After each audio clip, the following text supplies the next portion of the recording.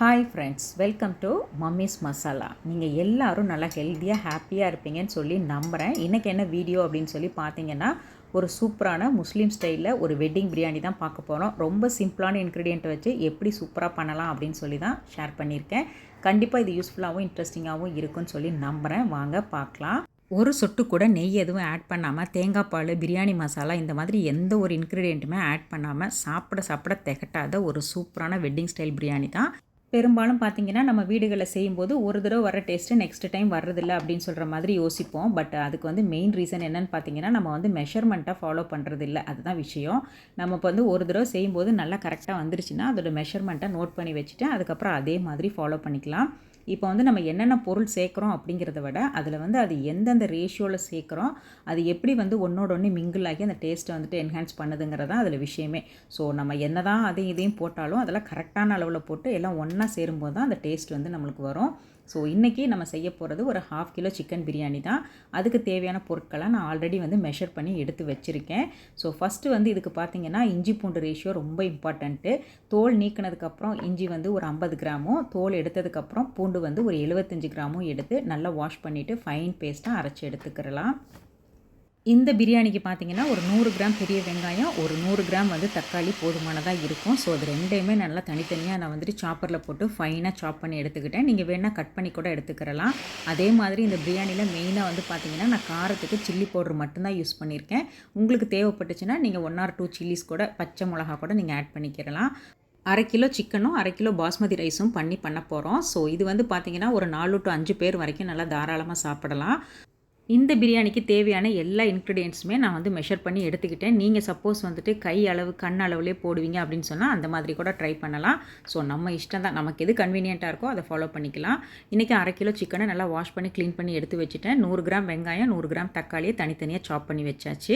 இது எல்லாத்தையுமே பார்த்திங்கன்னா நான் ஒரு சூப்பராக ஒரு வேயிங் ஸ்கேலை வச்சு எல்லாம் அழகாக மெஷர் பண்ணி எடுத்து வச்சுட்டேன். இந்த மாதிரி எடுத்து வச்சிட்டோம்னா அதுக்கப்புறம் தாளிக்கும் போது நம்ம ஈஸியாக இருக்கும். நிறைய பேர் கேட்ட இன்னொரு விஷயம் பார்த்திங்கன்னா இந்த பிரியாணி பாட்டு தான். இது வந்து நான் இண்டஸ் வேலியிலேருந்து நமக்கு சென்ட் பண்ணியிருந்தாங்க. இது வந்து பார்த்திங்கன்னா ஒரு 4.2 லிட்டர் வரைக்கும் கெப்பாசிட்டி உள்ளது. அழகாக ஒரு கிளாஸ் லிட்டு கொடுத்துருக்காங்க. 2 பக்கமும் நல்லா ஹெவியாக வந்துட்டு ஹேண்டிலும் பாட்டமும் நல்லா ஹெவியாக இருக்கும். இது வந்து பார்த்திங்கன்னா பிரியாணி செய்கிறதுக்குன்னு கிடையாது. நம்ம வீட்டில் ஒரு கெட் டுகெதர் ஃப்ரெண்ட்ஸ், ரிலேட்டிவ்ஸ்லாம் வர்றாங்கன்னா கொஞ்சம் அதிக குவான்டிட்டியில் சமைக்கிறதுக்கு, ஒரு குழம்பு வைக்கிறதுக்கெலாம் யூஸ் ஆகும். அதே மாதிரி ஒரு சர்வ் பண்ணுறதுக்கு ரொம்ப அழகாக பார்க்குறக்கு ரொம்ப ப்ரிட்டியாக இருக்கும். மம்மிஸ் மசாலா 12ங்கிற கூப்பன் கோடை யூஸ் பண்ணிங்கன்னா அடிஷ்னலாக 12% டிஸ்கவுண்ட்டும் கிடைக்கும். அதுக்கப்புறம் ரைஸ் வந்து கண்டிப்பாக நம்ம வந்துட்டு சோக் பண்ணி வைக்கணும். எடுத்தோன்னே ஸ்டார்டிங்லேயே பண்ணலைன்னா கூட பிகினிங்கில் பண்ணாமல் கொஞ்சம் மிடில், கொஞ்சம் பிரியாணி தாளித்து ஒரு பாதியில் இருக்கும்போது நம்ம ரைஸை சோக் பண்ணால் போதும். ஒரு 15லேருந்து 20 நிமிஷம் ஊறினாலே போதும். நான் இன்றைக்கி இந்தியா கேட் கிளாசிக் தான் எடுத்திருக்கேன். இதுதான் எடுக்கணும்னு கிடையாது. எனி வந்துட்டு நல்லா பிராண்டடான ஒரு பாஸ்மதி ரைஸ் எது வேணாலும் எடுத்துக்கலாம். ஸோ நான் இன்றைக்கி இது வந்து பார்த்திங்கன்னா நான் ஆல்ரெடி ஒரு மாதிரி மார்க் பண்ணி வச்சுருப்பேன். 1/2 கிலோங்கிறது எந்த அளவுன்னு சொல்லிட்டு. ஸோ நான் அந்த அளவு வந்து ரைஸ் எடுத்தாச்சு. இதை நல்லா ஒரு 2 to 3 வாட்டி வாஷ் பண்ணிவிட்டு அதுக்கப்புறம் தண்ணி ஊற்றி ஊற வச்சுக்கலாம். எக்காரணம் கொண்டு ரொம்ப நேரம் வந்து அரிசி ஊற வைக்கிறதோ, இல்லை அப்படி ஊற வச்சதுக்கப்புறமா ட்ரெயின் பண்ணிவிட்டு அதுக்கப்புறம் அரிசி வந்து உலர விட்டுறவோ கூடாது. அப்படிலாம் பண்ணோம்னா கண்டிப்பாக வந்துட்டு பிரியாணி ரைஸ் வந்து உடஞ்சி போகும். ஸோ இதெல்லாம் சின்ன சின்ன விஷயங்கள் தான்.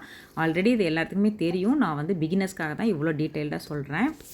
கப்பு முக்கியம் பிகிலுங்கிற மாதிரி பிரியாணிக்கு தண்ணி ரொம்ப இம்பார்ட்டண்ட்டுங்க. ஸோ இன்றைக்கி வந்து பார்த்திங்கன்னா இந்த 1/2 கிலோ சிக்கன் பிரியாணிக்கு ஒரு 900 ml வந்து தண்ணி கரெக்டான அளவாக இருக்கும்.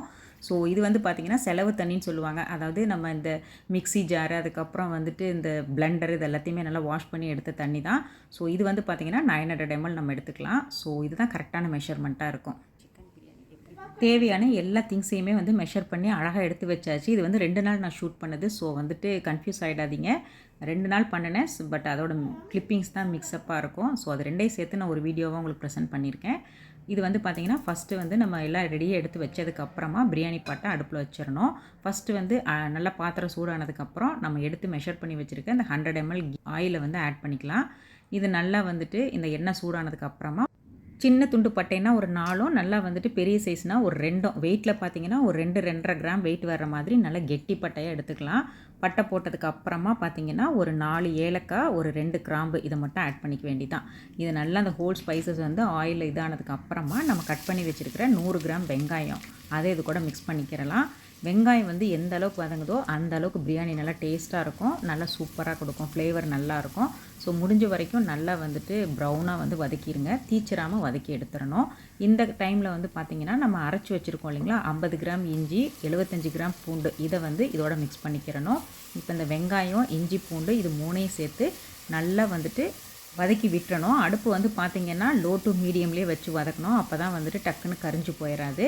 இது நல்லா கொஞ்சம் இஞ்சி பூண்டு வந்து லைட்டாக பிடிக்கிற மாதிரி இருக்கும், நம்ம கண்டினியூஸாக வந்துட்டு நம்ம வதக்க நல்லா சேர்ந்து வந்துடும்.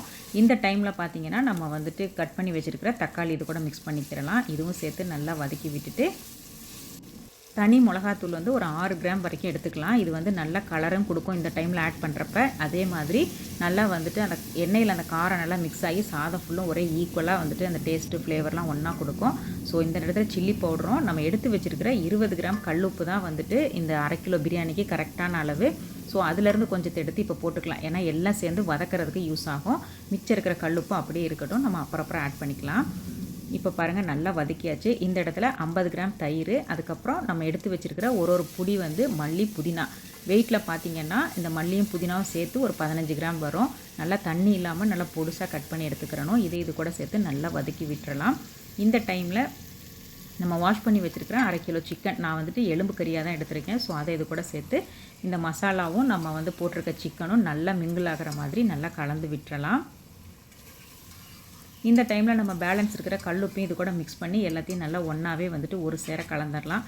இப்போ வந்து 1/2 கிலோ சிக்கன் பிரியாணிக்கு 1/2 கிலோ பாஸ்மதி ரைஸ் போட்டு பண்ணுறேன். இந்த 1/2 கிலோ சிக்கன் பிரியாணிக்கு ஒரு 20 கிராம் கல்லுப்புங்கிறது கரெக்டாக இருக்கும். உங்களுக்கு தேவைன்னா இதிலேருந்து கூட்டியோ குறைச்சோ வச்சுக்கோங்க. ஒரு 10 நிமிஷம் லோ ஃப்ளேமில் நல்லா மூடி போட்டு சிக்கனை வேக விட்டுறலாம். அதிலே நல்லா சிக்கன் வந்து ஒரு 50 to 70% நல்லா குக் ஆயிரும், எண்ணெயெல்லாம் நல்லா பிரிஞ்சு வந்துடும். இந்த டைமில் ஒரு ஹாஃப் லெமன் மட்டும் இதில் லேசாக புளியணும், ரொம்ப அடியோடு புளிஞ்சிடாமல் மேலோட்டமாக புளிஞ்சு எடுத்துக்கலாம். ரைஸுக்கு வந்து நம்ம மெஷர் பண்ணி வச்சுருக்கிற தண்ணியை வந்து சூடு பண்ணிவிட்டு அதுக்கப்புறமா இந்த சிக்கனோட ஆட் பண்ணிக்கணும். எக்காரணம் கொண்டு பச்சை தண்ணியாக யூஸ் பண்ணிட்டோன்னா அந்த சிக்கன் வந்து பார்த்திங்கன்னா ஒரு மாதிரி வெளிரி போயிடும், ஒரு டேஸ்ட்லெஸ்ஸாக ஒரு மாதிரி வெள்ளையாக இருக்கும். ஸோ அதெல்லாம் எதுவும் ஆகாமல் இருக்கிறக்காக நம்ம ஹாட் வாட்டரை சூடு பண்ணி நம்ம சிக்கனில் ஊற்றியாச்சு. இது நல்லா வந்துட்டு கொதிக்கட்டும். அந்த ஒலை கொதிச்சதுக்கு அப்புறமா நம்ம ரைஸ் ஆட் பண்ணணும். நான் சும்மா அந்த ஹோலை வந்து க்ளோஸ் பண்ணுறதுக்காக நான் வந்துட்டு கல்பாசியும் கிராம்பும் வச்சு க்ளோஸ் பண்ணியிருந்தேன். இப்போ பாருங்களேன் ஒரு 4-5 நிமிஷத்துலேயே நல்லா ஒலை கொதிச்சிருச்சு. இந்த டைமில் நம்ம வாஷ் பண்ணி வச்சுருக்கிற பாஸ்மதி ரைஸை இது கூட ஆட் பண்ணிக்கலாம். இப்போ ரைஸு வந்து நல்லா வந்துட்டு ரொம்ப போட்டு கிளறிடாமல் ரொம்ப லைட்டாக ரொம்ப ஜென்ட்லாக வந்துட்டு மிக்ஸ் பண்ணி விட்டாலே போதும், நல்லா அழகாக வந்துட்டு ஸ்ப்ரெட் ஆகிரும். இந்த இடத்துல உங்களுக்கு தேவைன்னா உப்பு காரம்லாம் நீங்கள் செக் பண்ணி பார்த்துக்கலாம். செக் பண்ணிவிட்டு தேவைன்னா கூட்டியோ குறைச்சோ நீங்கள் பண்ணிக்கலாம். ஸோ இந்த டைம் வந்து கரெக்டான டைமாக இருக்கும், இதுக்கப்புறம் நம்ம ஆட் பண்ண முடியாது. ஆனால் கொஞ்சம் வந்து பார்த்திங்கன்னா கொஞ்சம் அதிகமாக இருக்கிற மாதிரி தான் ஃபீல் ஆகும், பட் வெந்து வரும்போது கரெக்டாக இருக்கும் இந்த மெஷர்மெண்ட்டுக்கு. இப்போ பாருங்களேன் நல்லா வந்துட்டு அரிசியும் அந்த இதுவும் போட்டு நல்லா வந்துட்டு கொதிச்சிக்கிட்டு இருக்குது. இந்த டைமில் நம்ம சைடில் வந்துட்டு ஒரு தோசைக்கல் யூஸ் பண்ணாத ஒரு பழைய தோசைக்கல்லை சூடு பண்ணிக்கலாம், ஏன்னா தம் வைக்கணும் இல்லைங்களா. ஸோ அதுக்காக இப்போ பாருங்கள் ரைஸும் சாதமும் தண்ணியும் வந்து நல்லா வந்து ஒன்றோட ஒன்று ஈக்குவலாக வந்துருச்சு. கொஞ்சம் தான் வந்து நம்ம வச்ச ஒலை தண்ணி வந்து மேலாப்பில் இருக்குது. ஸோ வந்து ஜென்ட்லாக லைட்டாக வந்துட்டு அடியில் இருக்கிறதெல்லாம் மேலேயும் மேலே இருக்கிறதெல்லாம் கொஞ்சம் கீழேயும் லைட்டாக வந்துட்டு அப்படியே வந்து ஜென்ட்லாக வந்துட்டு கலக்கி விட்டுட்டு அதுக்கப்புறம் அப்படியே நம்ம தம் வச்சிட வேண்டியதான். தோசைக்கல் வந்து ஆல்ரெடி வந்து ஒரு 10 நிமிஷம் ப்ரீ ஹீட் பண்ணினது தான். அதில் வந்து ஒரு 5 நிமிஷம் வந்துட்டு மீடியம் டு ஹையில் வந்து வச்சுட்டு அதுக்கப்புறமா ஒரு லோ டு மீடியமில் ஒரு 15 நிமிஷம் வச்சுட்டு அதுக்கப்புறம் ஒரு 10 நிமிஷம் கழித்து நம்ம தம்மை ஓப்பன் பண்ணிக்கலாம். டோட்டலாக பார்த்திங்கன்னா ஒரு 20லேருந்து 25 நிமிஷம் ஆகும். அதுக்கப்புறம் ஓப்பன் பண்ணி பார்த்திங்கன்னா பிரியாணி சும்மா சூப்பராக இருக்கும், ரொம்ப வந்துட்டு சாஃப்டாக பொலன்னு நம்ம எப்படி எதிர்பார்க்குறோமோ அதே மாதிரி இருக்குங்க. டேஸ்ட்டும் நல்லாயிருக்கும், ரொம்ப சிம்பிளாக தான் இருக்கும், ஆனால் டேஸ்ட்டு சூப்பராக இருக்கும். கண்டிப்பாக ட்ரை பண்ணி பாருங்கள். இது ரொம்ப ஹெவி பாட்டமாக இருக்கிறதுனால பார்த்திங்கன்னா சுத்தமாக அடியே பிடிச்சிருக்காது. அதே மாதிரி நம்ம ஆட் பண்ணியிருக்கிற தண்ணி மெஷர்மெண்ட் எல்லாமே கரெக்டாக பண்ணினோம்னா அடி பிடிக்கிறதுக்கு வாய்ப்பே கிடையாது. ரொம்ப சூப்பராக இருக்கும். நல்லா வந்துட்டு சாப்பிட பார்த்திங்கன்னா திகட்டாது, எவ்வளோ வேணாலும் சாப்பிடலாம், அவ்வளோ நல்லாயிருக்கும். ஒரு மாதிரி பிரியாணிலாம் சாப்பிட்டா நெஞ்ச கறிக்கும் ஒரு மாதிரி இருக்கும் அப்படிலாம் சொல்லி ஃபீல் பண்ணுவோம் இல்லைங்களா, அந்த மாதிரிலாம் எந்த ஃபீலுமே இருக்காது. ஒரு வெட்டிங்கில் போய் சாப்பிட்டா ஒரு ஃபீல் கிடைக்கும். வீடியோ உங்களுக்கு பிடிச்சிருந்துச்சுன்னா சப்ஸ்கிரைப் பண்ணுங்கள். நெக்ஸ்ட் வீக் இன்னொரு இன்ட்ரெஸ்டிங் vlogல மீட் பண்ணலாம். தேங்க்ஸ் ஃபார் வாட்சிங்.